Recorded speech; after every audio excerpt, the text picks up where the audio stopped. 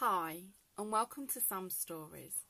I'm really sorry that I haven't uploaded for so long. I've been having a few issues, as you've all noticed, as the rabbit story and the Twits have been removed for copyright. So I've been thinking, and I thought, what can I do that can fix this really soon? So a while ago, I wrote a book, a children's book. And I self-published it, but I haven't really released it into the public domain as of yet. So I thought I wanted to do it to read on my channel for my subscribers, and there's no risk of any copyright strikes or anything. So it's now my children's bedtime, and so I thought, as I was reading it to them, I would read it to you. I couldn't do it live for camera issues. I was going to, so this will have to do for now. You'll have to ignore some of the background noise. I have gerbils, and I hope you enjoy it. It's called Confessions of a Drama Queen, Class Assembly Calamity, and here's the front cover. It's a bit backwards actually, isn't it? But it doesn't matter. Okay, so I'll start reading. And I hope you enjoy it, and I'm going to try and write. If you enjoy this and I get likes or comments, let me know, and then I'm going to try and write a story as close as I can, my interpretation, the rabbit story, a bedtime story for young children, and hopefully it might just replace it a little bit.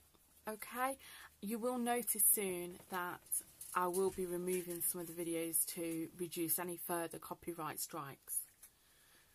Okay, so let's go.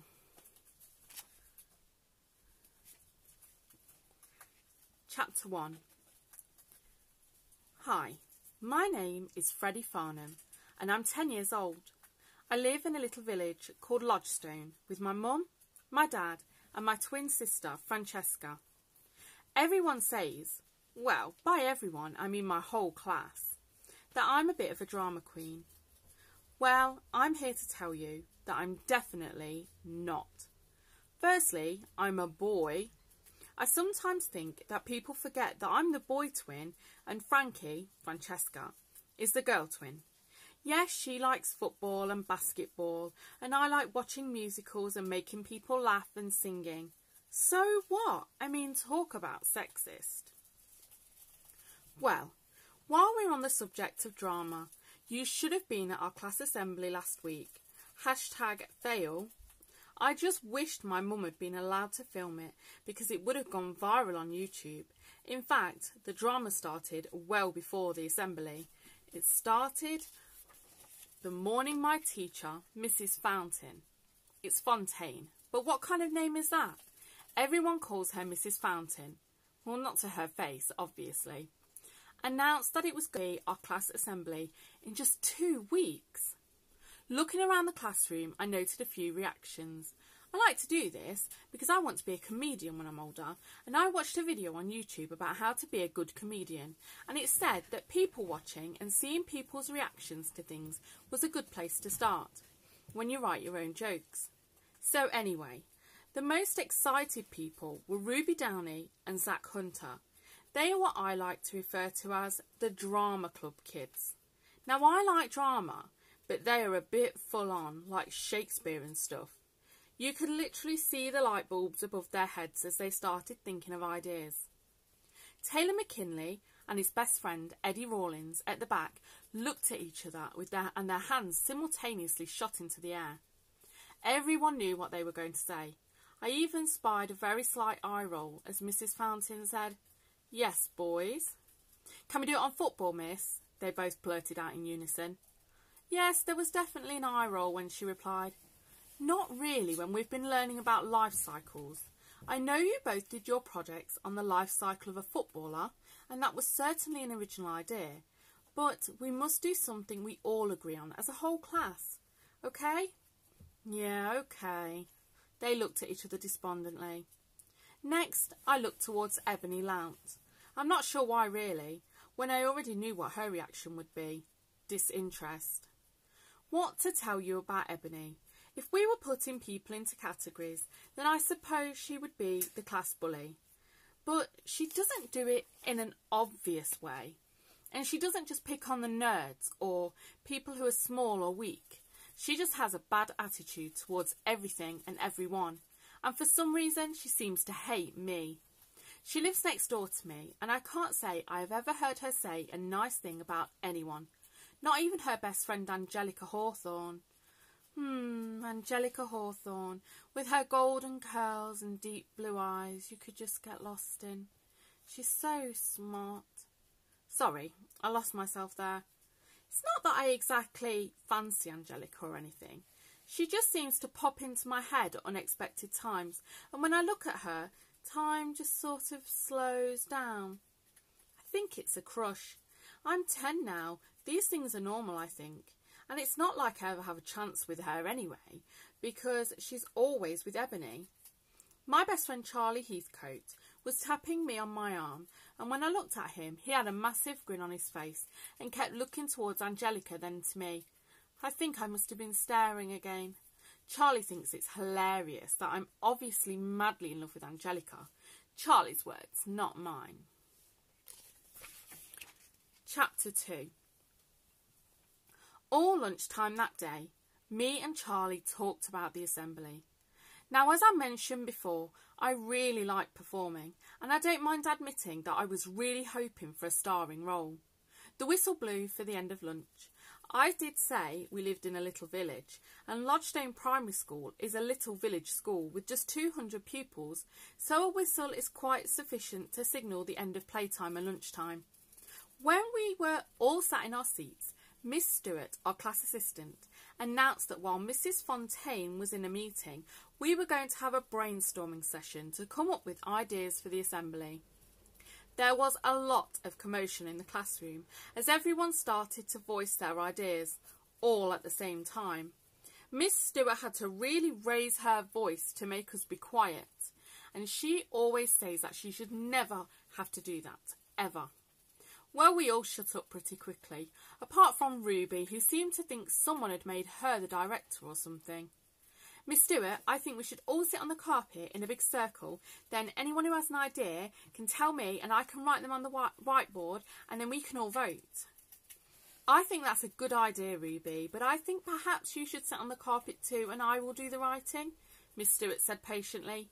Ruby is so bossy. I don't know who she thinks she is sometimes, and Zach just stares at her all proud like she's amazing. Ugh, it makes me feel sick. Well, we all couldn't think, so we were all sat in a kind of semicircle line around the whiteboard. Now, at the beginning of our assemblies, you all show a piece of your own work. So me and Mrs. Fontaine have decided that you can all read a couple of lines from your life cycle projects. So that means we need ideas for the second part of our assembly. If you have an idea, please put your hand up and I will write any sensible ideas on the whiteboard. Miss Stewart opened the floodgates and a semicircle line of hands flew into the air. Taylor and Eddie were sat at the far end of the line near the door. "Can we do football tricks, miss?" asked Taylor again. I think he thought he might have better luck with Miss Stewart. "What exactly does that have to do with life cycles, Taylor?" "Well, miss, me and Taylor did our projects on the life cycle of a footballer, so," piped in Eddie. "The main problem with that idea, boys, is that not everyone is going to be able to participate, are they? Not to mention the health and safety aspects. Next, please." I think Miss Stewart's patience was wearing slightly thinner. Miss Stewart went down the line and everyone shared an idea, apart from Emily Hopkins, who just asked to go to the toilet, and Ebony, who said, "It's going to be stupid anyway, so I don't care, my mum's not coming." By the end, we had a list of the most sensible ideas. 1. A rap song, suggested by Roman Brent. 2. A poem, suggested by Angelica. 3. A game show, suggested by me and Charlie. 4. A performance of a play showing the life cycle of a butterfly, suggested by Ruby and Zach. 5. Having a real-life frog and tadpoles to show the audience a live life cycle, suggested by Lily McCoy. It was time for the vote. I was nervous because I knew I would make an amazing game show host. We just needed the votes. It was clear our idea was the best. Miss Stewart decided it would be more anonymous if we all wrote our votes on a piece of paper and put them in a box. Then she would count them up and give us the results the next morning. So I had to wait all night long to know if I was finally going to get my moment in the spotlight. Chapter 3. By the time I got home from school that afternoon, I was like a wound-up coil about to spring open. I get a bit like that sometimes. When there's something in my head, I find it really hard to concentrate on anything else. Sometimes I feel a bit sick too. Last year, before Charlie started at our school, I had loads of time off because I just felt sick all the time. Mum took me to the doctors and it turned out there was nothing actually wrong with my stomach. It was my head. My best friend at the time, Ryan, was moving away to Canada, and it turns out I got so worried about it in my head that he made my tummy poorly. Anyway, Mum said it's because I'm sensitive, and it's just the way my body deals with worry.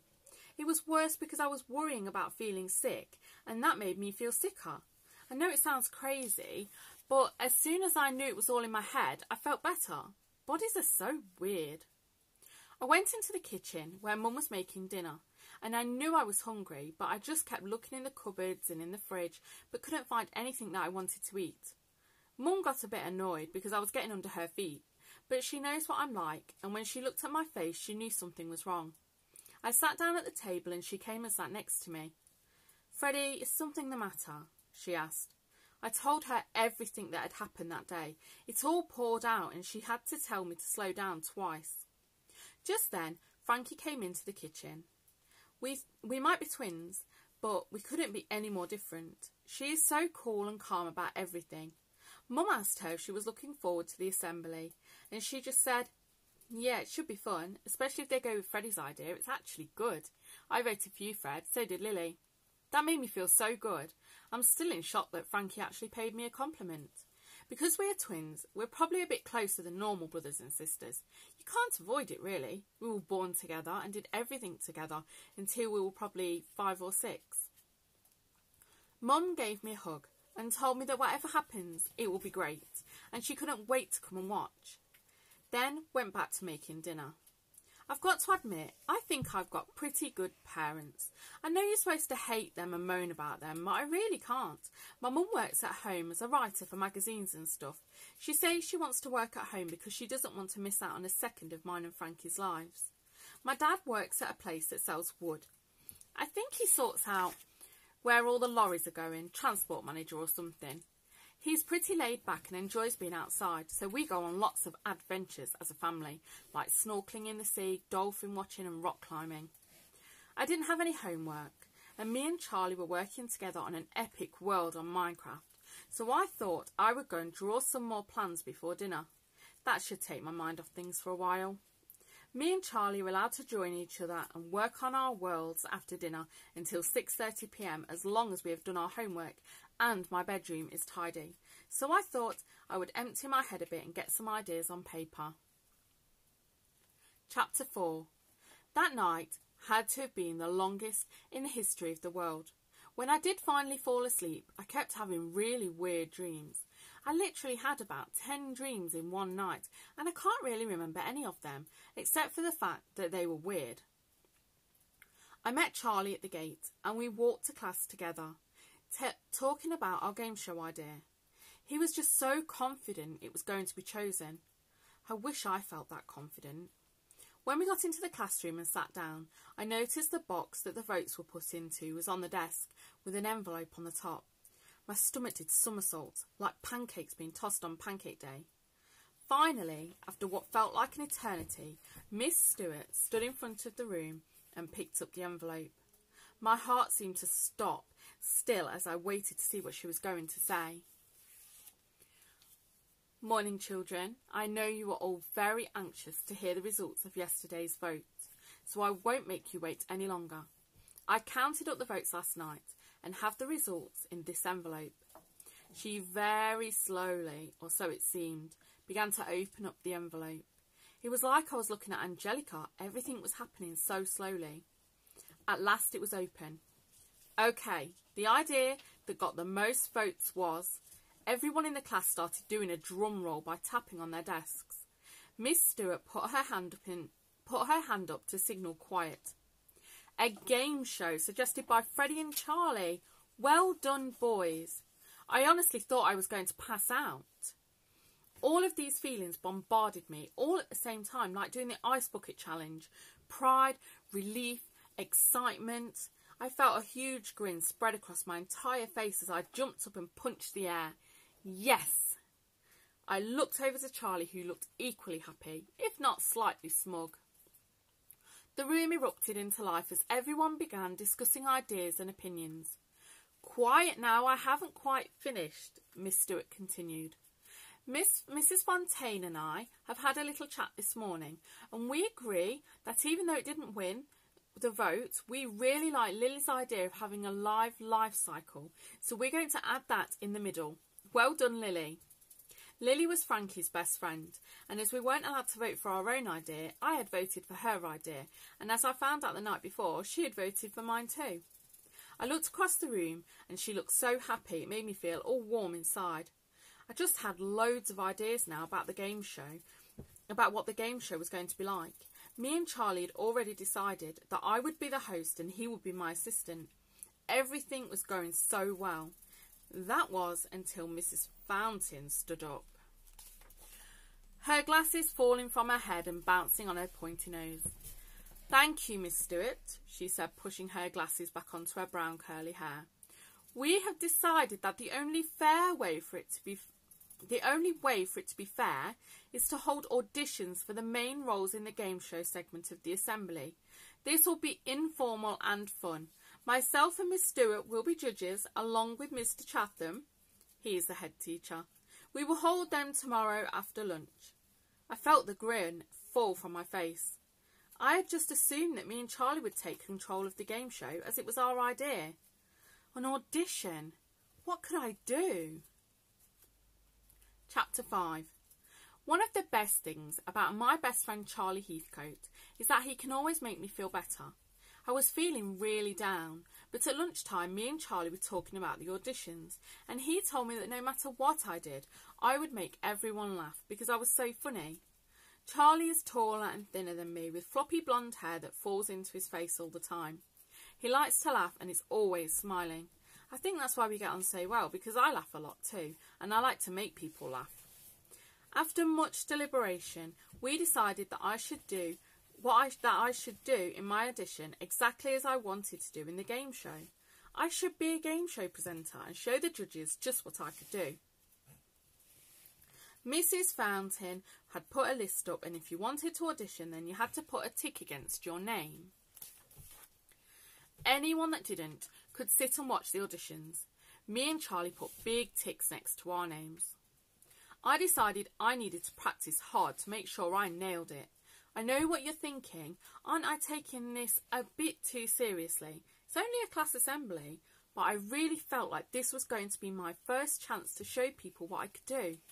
I had wanted to be a comedian ever since last year when I saw a mega old clip of this comedian that was even older than my dad on YouTube. I was laughing so much, and I knew then that I wanted to make other people laugh like I was. So after school, I got straight to it and started to practice in the garden. I wrote my script, and when I knew I had got it in my head, I decided I needed props. So I went to my room to find some.